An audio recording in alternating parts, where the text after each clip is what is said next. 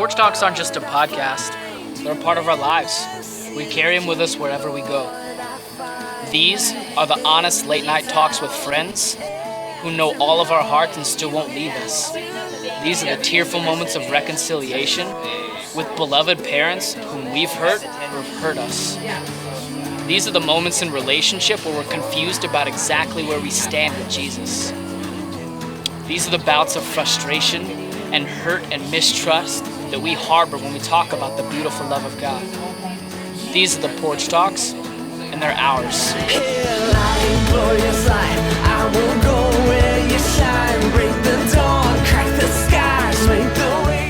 What's up, guys? I'm Andy. These are the Porch Talks.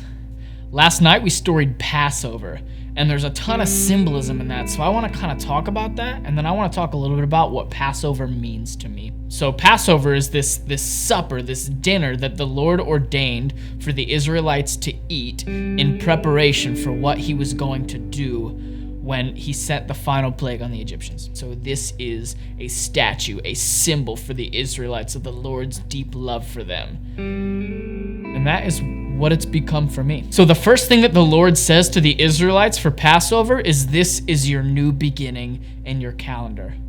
God completely remakes the Israelites' calendar for no reason, because this month that he is now calling the beginning is actually in March or April. It's funny, the only thing denoting this new beginning for the Israelites is what God is about to do. I think that's incredible. So what God says is, on the 10th of this month, you're going to go and take a lamb that works for the size of your household, and you're going to take it into your household. 4 days later, at twilight, all of you are going to sacrifice that lamb. So at twilight, all of the Israelites sacrifice the lamb that they take into their house. And there's deep symbolism there. Because now the lamb that I'm about to sacrifice that will save my life is not just an animal that saves me. It is something that's precious. It's something that came into my household. It is now something that means something to me. In other words, it was the first pet. So after they killed their lamb, what they would do is they would drain the blood, and they would take some of that blood using hyssop, and they would put that blood on the doorposts. And so putting the blood on the doorpost, that meant that the angel that the Lord would send for the final plague to the Egyptians would pass over all of the houses that had blood on the doorposts. This is why the feast is called Passover. And it was the blood from the spotless, unblemished lamb or goat that would save them. It had nothing to do with the Israelites themselves. The destroyer angel only knew to pass over the houses based on the blood on the doorpost. After they put the blood on the doorpost, they would roast the lamb with fire, and then they would eat the lamb.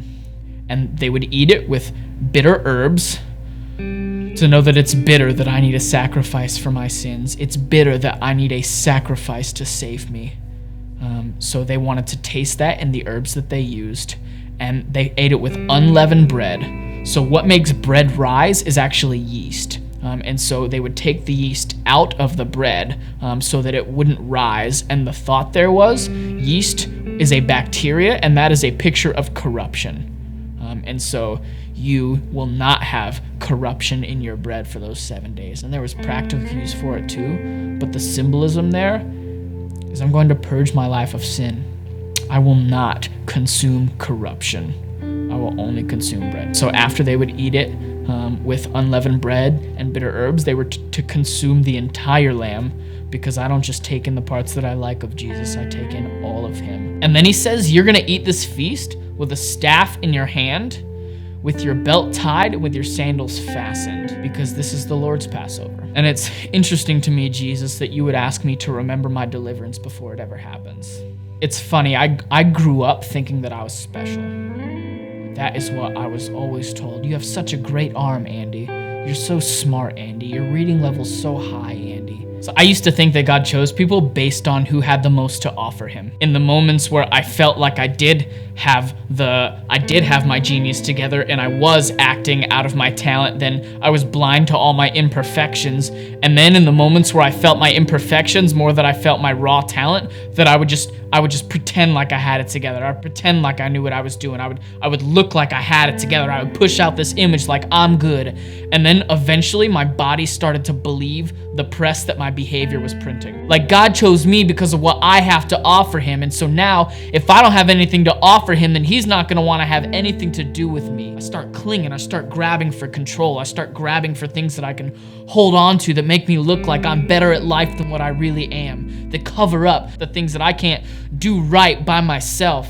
And this is what I grew up on. Everybody said, Andy, God has a special plan for your life. And nobody told me, Andy, even in your ordinary moments, God has you.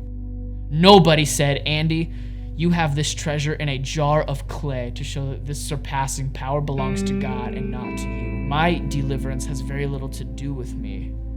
And somehow Jesus is asking me to remember my deliverance before it ever happens with this Passover feast, and I don't know that I understand it. How am I supposed to remember my deliverance if I can't deliver myself like I always thought that I was supposed to? And Jesus is just like, that's not how it's supposed to work, Andy. It is my blood.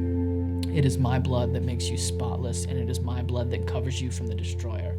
It is my blood that is the foundation around which families feasted for years in celebration. So now I know that when I come to these moments where I can feel my selfishness acutely, when I can feel my frustration, when I can feel how much I can't do something, when I feel how redeemed that I am not in a lot of areas in my life, I don't have to be devastated anymore. And I know that in the moments that I did feel those, and I felt like I would fail, and I felt like I was finished, and I felt like God wasn't gonna want me,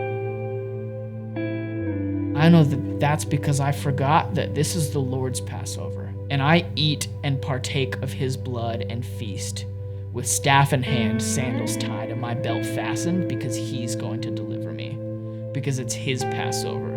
It's not my Passover, it's his. And this is why part of the disciple-making mission statement is being changed by Jesus. Follow me and I will make you fishers of men. And those are some of my favorite of his words in the whole Bible. I will make you, Andy. Your deliverance, your sanctification, your spiritual growth is about who I am in your life, not about who you're not. Guys, thanks for hearing my heart on Passover. I love you. I will see you next week. Glorious light, I will go with